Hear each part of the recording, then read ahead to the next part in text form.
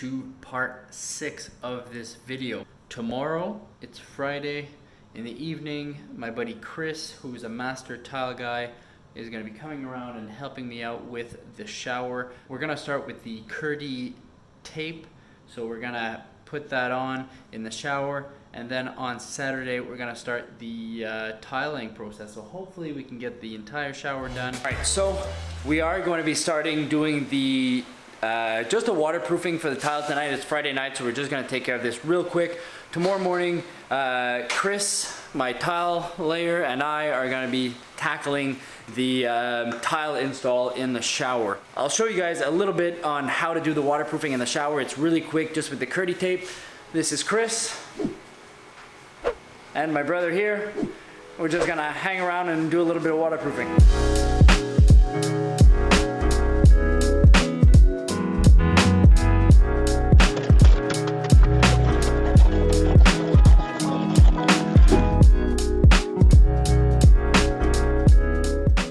This is just a step prior to actually putting the tile on the wall. This orange stuff I mentioned in previous videos, that's called Kerdi board, and essentially that's a fully waterproof kind of substrate that you put behind the tile. And what Chris is doing now is he's putting in tape on the corners, all the seams, and the screws themselves, so that every part of this whole assembly is going to be waterproof.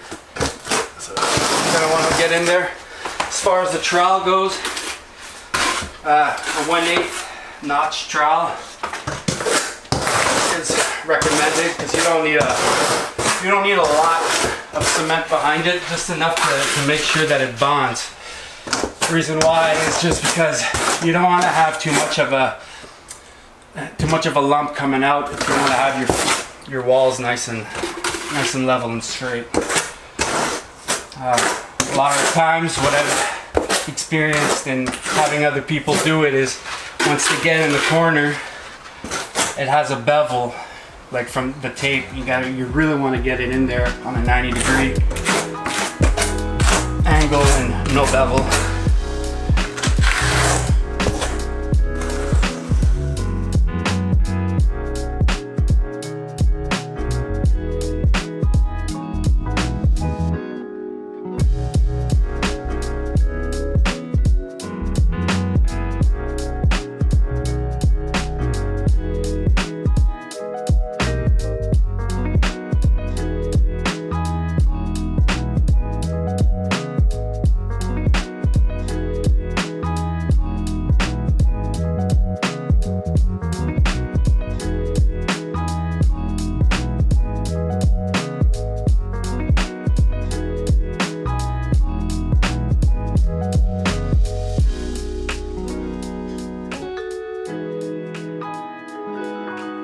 The total noob, which I am, is actually attempting to do that. And this part seems simple enough. Essentially, it's like mudding and taping walls, except you have to be a lot less careful because this is all covered with tile. So essentially, you just want this flat enough so that your tile doesn't have a whole bunch of weird kind of bulges underneath. But again, you can compensate a little bit with the tile, from what I understand.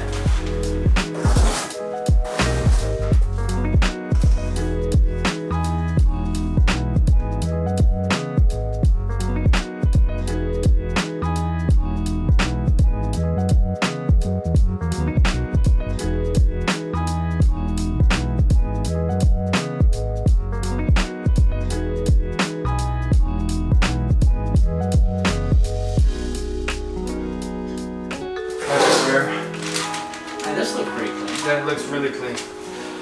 Alright, we're good. All done.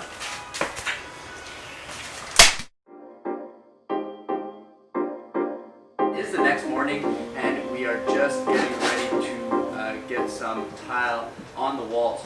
Chris mixed up the cement and we're just now getting started with the install. I'm going to time-lapse a little bit of this, and then we're going to come back and Chris is kind of going to explain to you guys how to, some good tips and tricks on installing some wall tile. So let's just get to installing first. We set up the laser here, so we have a really nice laser line to start off. Chris has got the first row done, and there's a few important things we did kind of before actually getting that started. So first of all, Chris did all the measuring last night to figure out kind of the center line and how he was going to lay his tile. So he has kind of a strategy of how that's actually going to be laid, so that when it actually gets to installing, we kind of know where the cuts are going to be, the amount of tiles we're going to need. So you want to kind of prepare mentally for that in the beginning a little bit. The second thing, which we learned from upstairs, is we really want to protect the bathtub. The tile layers from that, tile video up here where we had that horrible tile job, had not protected the tub at all, so we ended up with a whole bunch of gouges and scratches on the tub. So Chris taped this whole thing up. There's like 2 layers of cardboard in here. He says gonna be really happy with the cleanliness of that bathtub once we're done. First, what you want to go do is you're gonna want to get some cement on your trowel. Right now, I'm using a 1/4-inch trowel with deep pockets. So you want to lay it on there.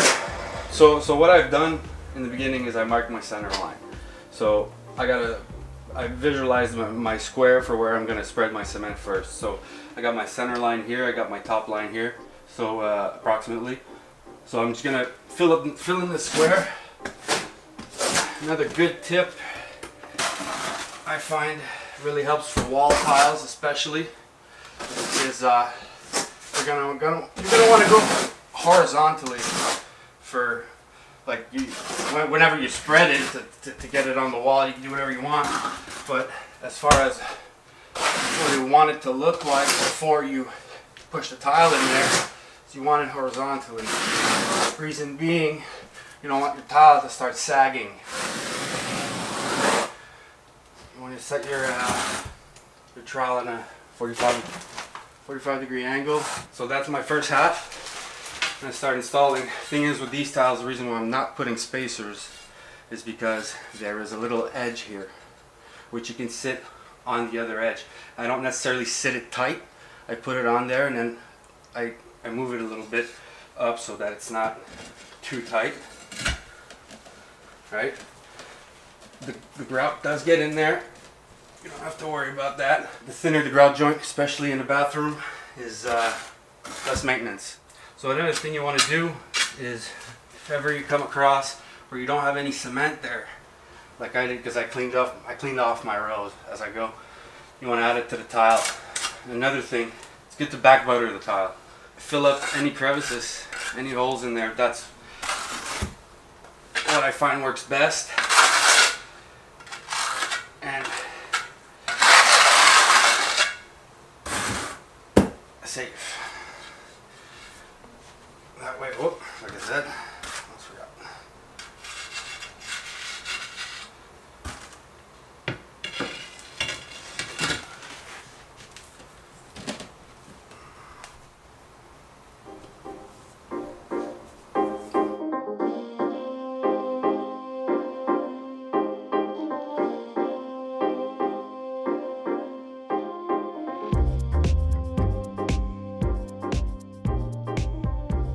When you get to your side tile there, where you're going to need a cut, if your tile goes like this, you got your bottom here where you're not going to score it here, because then this side's going to be the cut.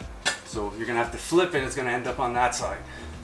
So you want to take your tile, bring it down,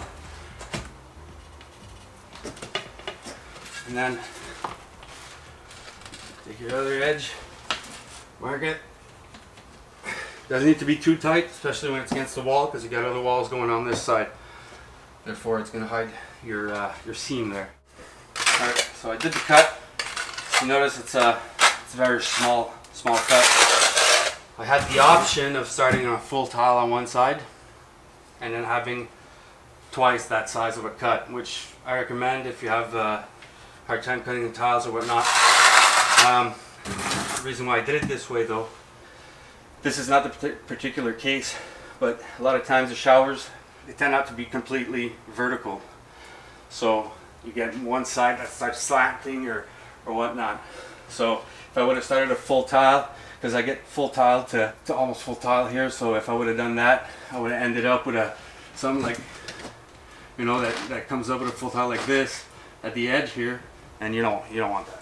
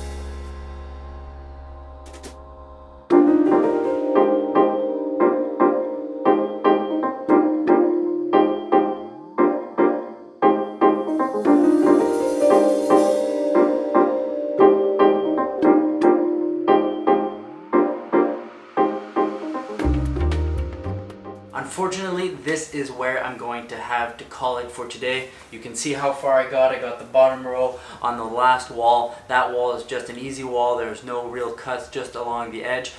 What happened was I ended up running out of tile, and it's the weekend now. The tile place is only open during the week, so unfortunately I won't be able to finish that this weekend. I'm missing about 18 tiles, and that's a common theme in this build, is that I always try to save money and I order too close, and clearly it bit me in the ass today. I'm missing a few tiles, so we'll have to get back to this on probably some evening this week. I'll be able to get this all finished up. I did want to say, however, that I think it turned out absolutely great. I'm super surprised and pretty proud of the result we got. You know, sometimes all you need is someone that's, you know, Chris, who's the expert, just kind of giving you some confidence that you can do it yourself. And he just showed me the tips and tricks, like what to look out for. Yeah, so he was a huge help with this. I guess I'll see you guys when we get back to this. Actually, I'll stand in the way of It's Sunday now. We finished this up kind of yesterday. Like I mentioned, we ran out of tile here. But while I have Chris here that knows what the hell he's doing, we're going to do the grout everywhere we can. So I'll just have this little section to finish off by myself. So one thing that I did want to mention is that why we're doing the grout today is that Chris mentioned to me, you really can't let the cement behind this cure and then score it. So if we were to wait until this was done to actually do the grout, we'd have to like try to score out a little bit of excess cement in the cracks, and then you risk like chipping your tile. I think that's what happened with our botched tile job upstairs, is that they waited a little bit too long to clean up the cement. The trick he's using is that he's kind of covering this whole wall with some water, and I guess the cement hasn't fully cured yet since it's been less than 24 hours. It softens up a little bit, and then you just take an Olfa blade or an X-Acto and you just kind of gently score the excess stuff before grouting.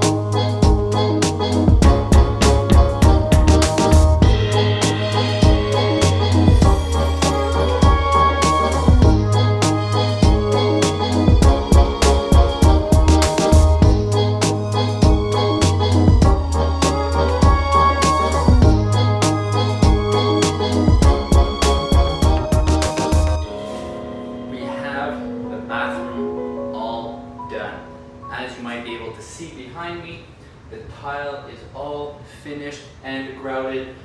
Same with this wall. Got the tile a few days later.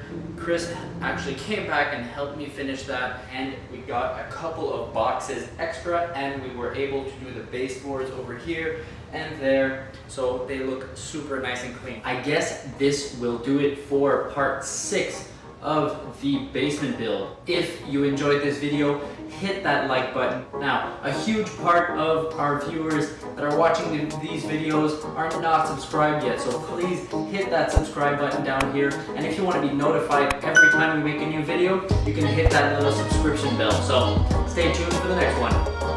Here's a little preview of the next video. See you guys.